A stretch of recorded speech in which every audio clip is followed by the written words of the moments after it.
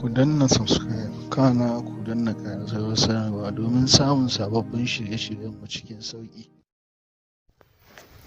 Assalamu alaikum, barkanmu da sake saduwa a cikin wani sabon shirinmu na musha dariya.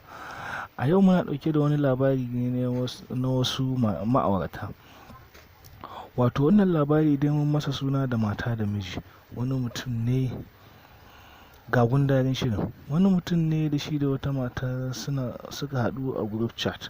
Kullum suna yawan yin chat da shi da ita.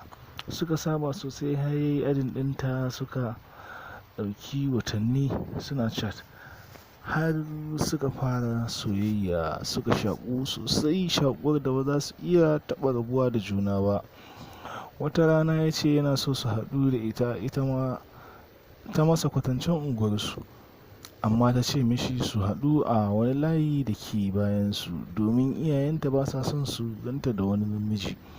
Bayan ya zo sai ya kira ta, tana zuwa sai ya ga ashe ma matarsa ce. To anan ne muka kawo ƙarshen wannan shiri namu, amma kada ku manta ku danna subscribe domin samun sababbin shirye-shiryenmu cikin sauƙi, wanda hakan shine zai ba ku damar samun sababbin shirye-shiryenmu a duk lokacin da muka ɗora.